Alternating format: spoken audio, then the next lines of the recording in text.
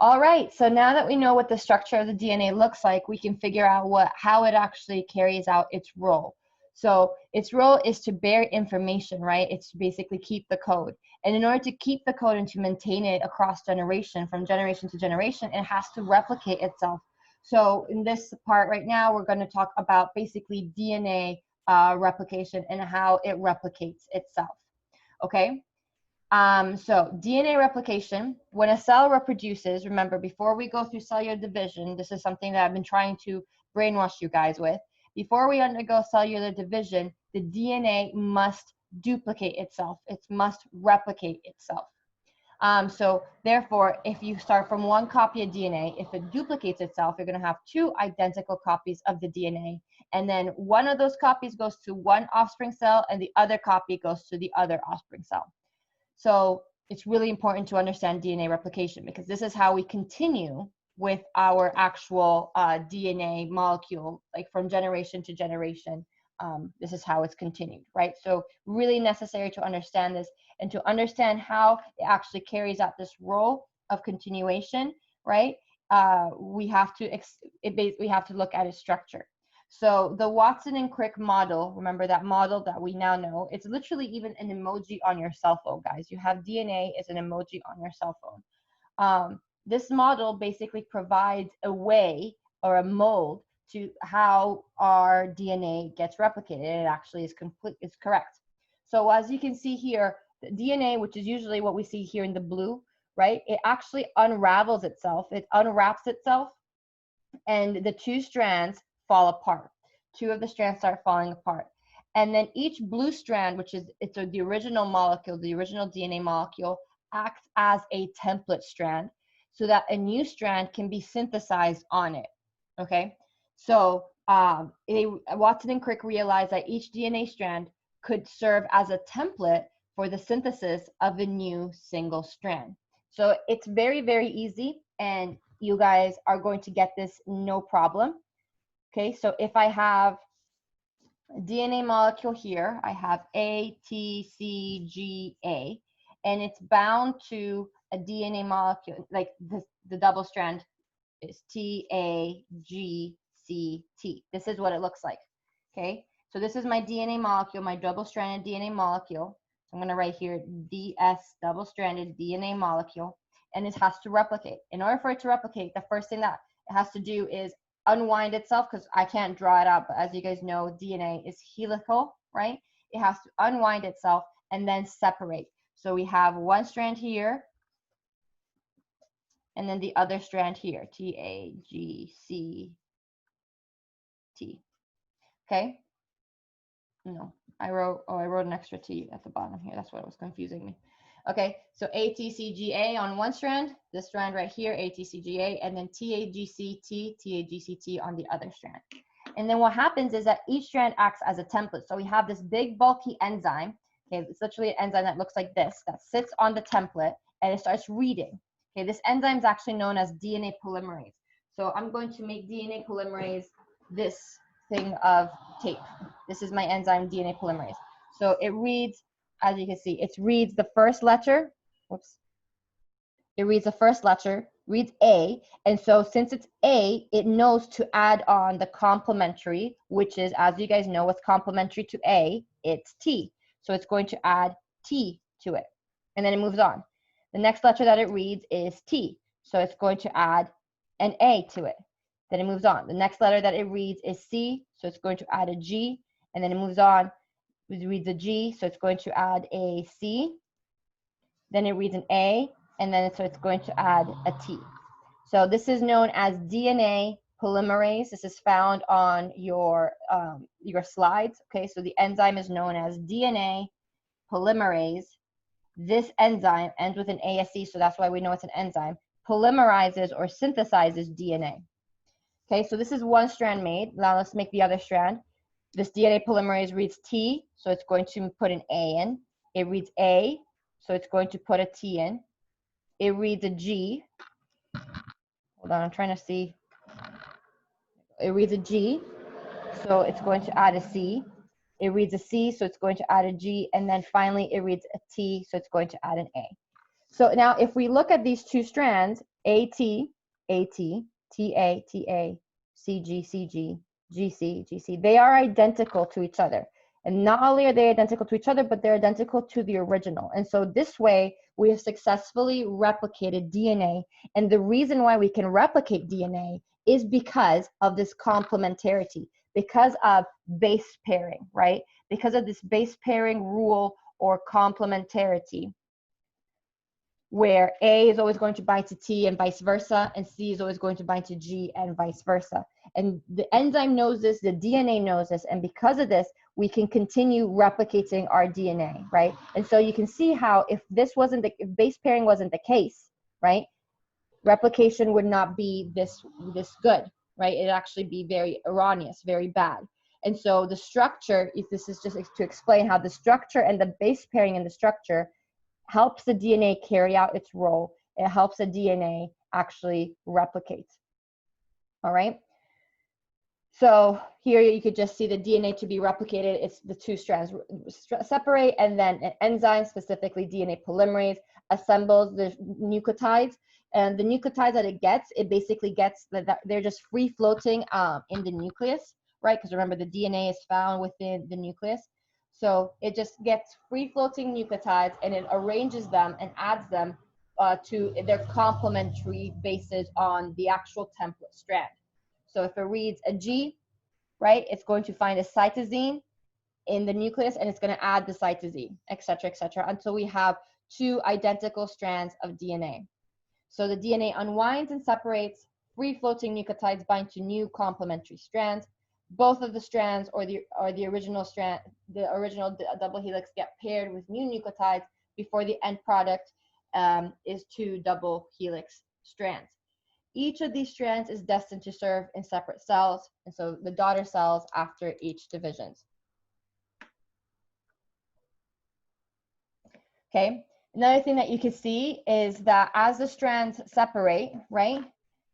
As the strands separate, one old strand acts as a template and this other old strand acts as a template. And so you can see that each of the upcoming new DNA molecules that we get, one of them has the old parental strand and the other strand is the new strand. Even in my drawing right here, right? Even in my drawing right here, this is the old strand, this is the old strand, and then this is a new strand. So each arising new DNA molecule is half old, half new DNA. Half old DNA, half new DNA. Okay. So the enzymes that allow for this to happen, like I said, is DNA polymerase. It's a very complex process, this whole replication, and it has to be very specific. It has to be very specific because if we make mistakes, that's when we can introduce mutations. And sometimes mutations are introduced, but most of the times they really aren't. And this is a good thing. And the enzyme that allows for this is known as DNA polymerase. This moves along each separated strand of the DNA, joining together the free-floating nucleotides as they are added one by one to the new complementary strand of DNA. So it adds the new nucleotides to the old DNA strand, the template that it's reading, based on those complementary rules. Okay. DNA polymerase can also help repair DNA if it's damaged. And then the other thing that you guys need to know is that the DNA gets replicated on the free 3' end strand. So you guys know that there is directionality, right? There's directionality to our DNA, that our DNA is anti-parallel. All right. And so, so the DNA polymerase goes in a specific direction. It always goes to the 3' end. So this means that if this is my 5' and 3' end, it's going to start here and then go towards my 3' end. If on the opposite strand, this is my 5' end and this is my 3' end, right? Because it's anti-parallel, remember? This is 5', 3'. That means this opposite strand have to be 5', 3'. So on this strand, it's going to start at the 5 and then go up towards the 3. So it always goes in the direction of the 3' end. And this is just because of how things fit, right? So in this case, it's going to go down. It's going to read A, T, C, G, etc. And in this case, it's going to read T first, then the G, then the C, then the G, blah, blah, blah.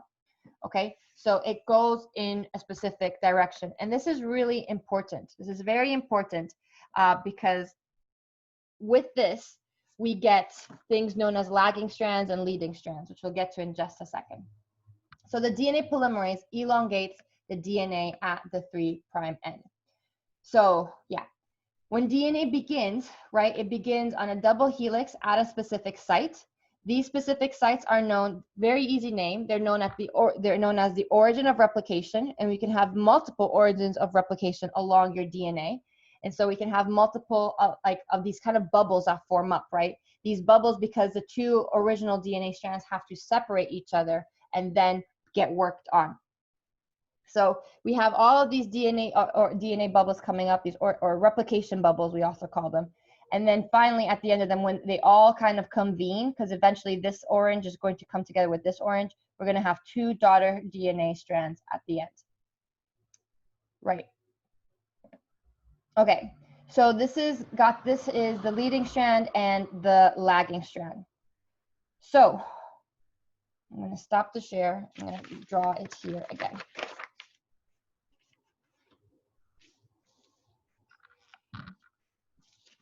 Sorry, to kind of organize myself first. So if this is my DNA, right, I'm just going to draw the DNA here. I have A, T, C, G, A, T, C, G, G, C.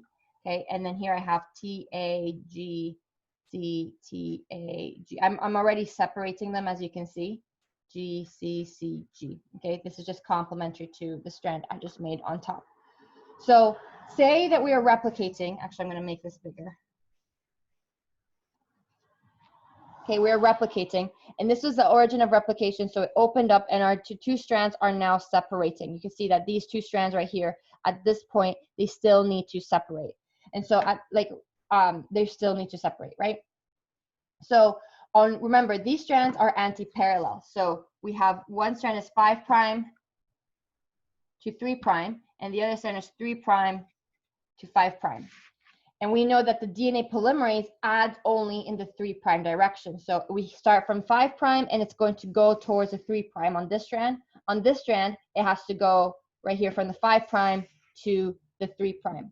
So on one strand, it's known, this bottom one right here is known as the lead, and it's not necessarily always the bottom one, right? But one strand is known as the leading strand because when it pops up on this 5' right here and it goes towards the 3' direction, it reads the, sorry, I don't know if you guys can see, it reads the G, adds the C, reads the C, adds the G, reads the C, adds the G, reads the G, adds the C, A, adds the T, T adds the A, etc. And then basically it's following along with this, with the unzipping. You see how the two DNA strands kind of unzip, and so this DNA polymerase is literally just waiting until everything gets unzipped, and it's just going to go along in one fell swoop till the end of the DNA. Okay, so it's completely DNA replication at this point. I'm not writing the new nucleotides in, but in this case, the DNA replication is completely uninterrupted. But when we look at the top strand right here, which is known as the lagging strand, again, all of these terms can be found in the book or on the PowerPoint. So this is known as the leading strand because there's no interruptions. The lagging strands, what do you guys think that means? Lagging, it's going to lag behind a little bit because there are interruptions. With the lagging strands, another DNA polymerase, because there's not just one. Okay, there's two. Unfortunately, I don't have another tape thing, another roll of tape. With this one, it's going to have to wait for the 5' end to free up. It cannot go to the 3' and then go towards the 5'. That's not how it goes. Remember, the enzyme only works in the 3' direction. So it has to go here, right? This is the part that is at the 5' end, 5'. Okay, this is the closest 5' end that is open. So it goes to the A, and then it adds in this direction. So it's going to add the T, the A, the G, the C, the C, the G, right? But once it does this, so I'm just going to write it here, T, A, G, C, C, G, right? Yes, part of the strand is replicated, but this part isn't. So it has to literally, as it's done this, as it goes ahead and replicates this part, it has to wait for this side over here to unzip before it can go to the G and then fill in the rest of the parts. So as you can see, the DNA on the lagging strand has to wait for the unzipping, for the replication bubble to unzip all the way. And so because it has to wait for this, the lagging strand is made out of small little fragments. Let's look at our PowerPoints again. You can see that the lagging strand is actually made out of 4 little fragments. And these fragments actually have a fantastic name. They're known as Okazaki fragments. Isn't that a fantastic name? And so the leading strand is just one fell swoop. It's very continuous. The replication is very continuous. The lagging strand, you have interrupted replication. And then these fragments have to be joined together later on. Okay, and this all stems from the fact that the DNA polymerase cannot extend at the it can only extend, at the 3' end. Okay, so we have discontinuous segments to keep pace with the separating strands. We have these discontinuous segments that then have to be joined together in the lagging strand. So again, I know I drew it out, but it's always best to look at the animation. And so look at these 3 videos right here, and it explains in detail the lagging strand and the leading strand. And that is it for this video, and I shall see you guys in the next one.